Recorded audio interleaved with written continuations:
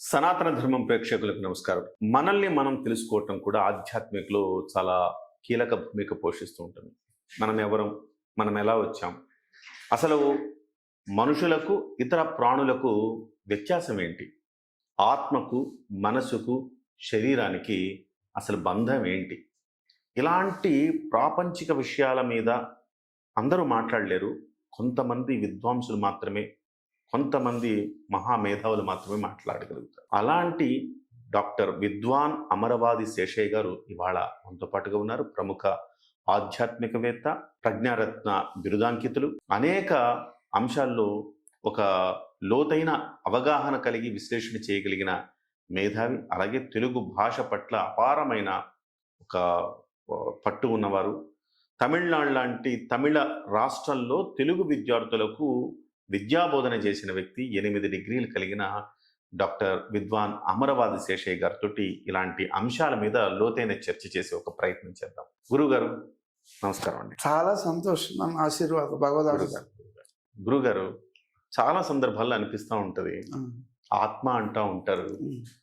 ఆత్మ, పరమాత్మ, మనస్సు, శరీరము ఏంటివి గురువు గారు? ఇప్పుడు చాలా సందర్భాల్లో వింటుంటాం, ఆత్మ వీడి వెళ్ళిపోతుంది అంటారు. శరీరం అనేది కేవలం ఆత్మ ఆ జన్మకి ఒక రెంట్కి తెచ్చుకున్న ఒక శరీరం మాత్రమే, అది భౌతికంగా అని అంటూ ఉంటారు కదా.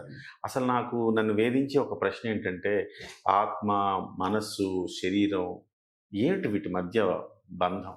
చాలా చాలా గొప్ప ప్రశ్న వేశారు మా నాన్న మీరు. కిరణం అనగానే ఆత్మ కిరణ ప్రకాశంగా మనం చెప్పుకునే అంశాలు చాలా ఉన్నాయి. ఇందాక మీరు మాట్లాడుతూ ఒక మాట అన్నారు, ఈ శరీరము ఆత్మ, ఈ రెండు విషయాలు మాట్లాడుతూ, ఆత్మకు ఈ శరీరానికి ఆత్మ బాడుగ ఇల్లు వంటిది అన్నారు. అంటే దాన్ని బట్టే మనం అర్థం చేసుకుంటే ఇది మనకు శాశ్వతం కాదు. బాడుగ ఇల్లు అనేది ఆ మాట మీరు ఎప్పుడైతే అన్నారో, ఈ ఆత్మకు ఇది శాశ్వతం కాదు అంటే అప్పుడు శాశ్వతమైనటువంటిది ఒకటి ఉన్నది అని ఒక భావన వస్తుంది కదా. సో దాన్ని బట్టి మనం చర్చనీయాంశంగా అనుకుంటే అసలు ఈ ఆత్మ అంటే ఏమిటి, ఈ ఆత్మకు శరీరానికి ఉన్న అనుబంధం ఏమిటి, ఈ శరీరానికి ఆత్మకు మధ్యలో ఉన్న మీడియేటర్ మనసు, వీటి యొక్క విషయాలు మనం తెలుసుకునేటువంటి అవగాహన ప్రయత్నం చేస్తే చాలా అద్భుతమైన ప్రశ్న గురుగారు. ఇంకొక విషయం, ఈ ఆత్మకు చావు లేదు, శరీరానికి చావు. ఈ పంచభూతాత్మకమైనటువంటి ఈ శరీరం నీరు, నిప్పు, గాలి, ఆకాశము, భూమి, ఈ 5టితో ఏర్పడినటువంటిదే ఈ భూమి పైన మనం నివసించడానికి, ఈ భూమి పైన ఉన్న భూమిలో ఏర్పడినటువంటి ఆహారం ఒక ఎత్తు, అలాగే మనకు ఈ లోకములో జీవించడానికి ప్రాణవాయువు కావాలి, అలాగే నీరు కావాలి, అలాగే కాంతి స్వరూపం కావాలి, చివరికి ఆకాశం, గగనం, శూన్యం. అంటే దీన్ని బట్టి ఈ ప్రకృతి శక్తి అనేటటువంటి ఈ ప్రకృతి శక్తిలో పంచభూతాత్మకమైనటువంటిదే పాంచభౌతిక దేహం. దేదీప్యతే ఇది దేహ, క్షీణతే ఇది శరీర. అంటే 50 సంవత్సరాల వరకు దేదీప్యం అంటే దేహము అని చెప్పాలి. 50 నుంచి మన అవసాన దశ వరకు, ఉన్న మరణావస్థ వరకు క్షీణతే ఇది శరీరం అంటే నశించేది. అంటే ఏది నశిస్తుంది? శరీరం నశిస్తుందే కానీ ఆత్మ నశించదు. మనం అనుకునే ప్రతి పదములోని వ్యుత్పత్తే మనకు సమాధానం. సరే, మీరు అనొచ్చు గురుగారు, ఇప్పుడు 84 లక్షల జీవరాశులు ఉన్నాయి కదా, ఈ 84 లక్షల్లో మూగజీవులు ఉన్నాయి. ఈ మూగజీవులు ఉన్నాయి, కానీ ఈ మానవ జన్మ రావడానికి బలమైన కారణం ఏమిటి అంటే, జంతువునాం నరజన్మ దుర్లభం అన్నారు. మనకు నరజన్మ రావడమే, మానవుడు కూడా ఒక జంతువు అంటే ప్రాణి. ఇటువంటి 84 లక్షల జీవరాశుల్లో మానవుడు కూడా ఒక ప్రాణి. కాబట్టి ఈ పంచభూతాత్మకమైన దాంట్లో ఈ మానవుడికి ఒక్క విచక్షణ జ్ఞానం అనేది భగవంతుడు మనకు ఇచ్చినటువంటి ఒక సుకృతమైన పుణ్యం. ఇతరమైనటువంటి జీవాలు మూగ జీవులుగా ఉంటాయి, కానీ వాటిలో ఉండే భావాన్ని తెలపడం కోసం కానీ, వాటిలో ఉన్నటువంటి వికృత చేష్టలు, మానసికమైనటువంటి విచక్షణ జ్ఞానం అనేది ఏది చెయ్యాలి వాటి అంటే ఆహార నిద్ర మైథున భయాలు ప్రతి జీవికి ఉన్నాయి. ఉన్నాయి. ప్రతి జీవికి ఆహారం కావాలి, ప్రతి జీవికి నిద్ర కావాలి, ప్రతి జీవికి భయం ఉంది, ప్రతి జీవికి మైథునం ఉంది. అంటే రెండింటి యొక్క సంపర్కం. ఆ విధంగా చెప్పుకున్నప్పుడు మీరు అడిగిన ప్రశ్నలో గురుగారు ఈ ఆత్మ, ఈ మనసు, ఈ శరీరం అన్నారు కదా, అంటే ఒక్క విషయం, మానవులై మనము పుట్టినప్పుడు మనకు రెండే జాతులు, ఒకటి స్త్రీ, రెండోది పురుషుడు.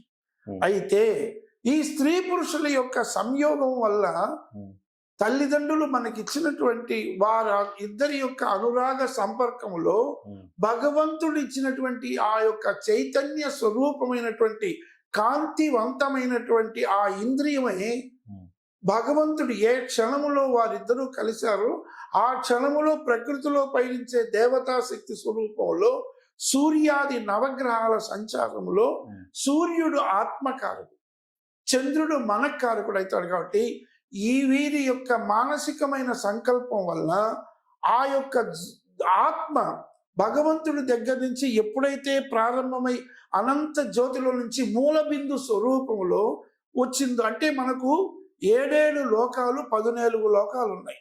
ఈ 14 లోకాల్లో మనం ఒక అద్భుతమైనటువంటి అవగాహనగా అంతర్యానికి వెళితే భూలోక, భువర్లోక, సువర్లోక, మారులోక, తపోలోక, జనోలోక, సత్యలోకాలను ఉన్నాయి.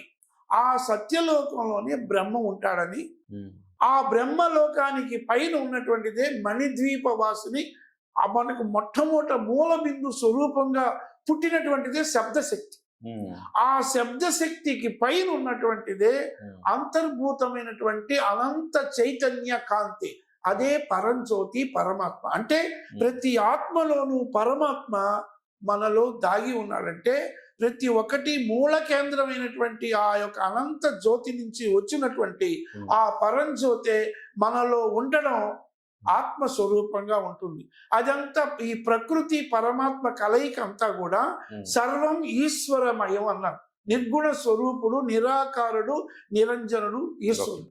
అందువలన ఇప్పుడు మనం ఈ ఆత్మలో ఎప్పుడైతే వచ్చినటువంటిది మన శరీరములో ఈ ఆత్మ ఒక జ్యోతి రూపంలో ప్రవేశించిందో మన హృదయానికి బటనవేలు కింది భాగంలో మన విశ్వశాస్త్రంలో చెప్పినట్లుగా నీవార సూకతను వడ్ల గింజంత పరిమాణంలో మన హృదయములో ఎడమ వైపున ఉంటుంది.